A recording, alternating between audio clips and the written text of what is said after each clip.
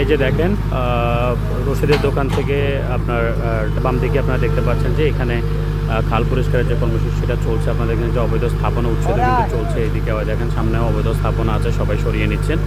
এবং কি খাল এই জায়গায় এসে বাঁধের মতো হয়ে গেছে, তার কারণে বাঁধগুলো কেটে দেওয়া হচ্ছে এবং কি পরিষ্কার করার যে কার্যক্রমটি সেটাও কিন্তু আপনারা দেখতে পাচ্ছেন যে চলছে। দেখেন এখানে মাটি পুরোটাই স্তূপ হয়েছিল, বাঁধের মতো পড়েছিল, এই দিক দিয়ে পানি পড়ার মতো মানে পানি যাওয়ার মতো কোনো অবস্থা ছিল না। এবং কি আপনাদেরকে আরেকটা জিনিস আপনাদেরকে দেখানোর চেষ্টা করি যে দেখেন এই জায়গাতে পানি নামার কোনো অবস্থা নেই, পুরোটাই দখল হয়ে গিয়েছিল। এখন দেখতে পাচ্ছেন যে পরিষ্কার করার যে কার্যক্রমটি সেটা কিন্তু চলছে।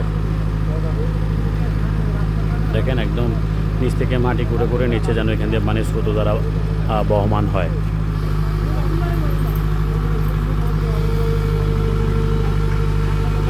এই যে দেখেন পানি নামার মতো যে অবস্থা সেটা কিন্তু নেই। ময়লা আবর্জনা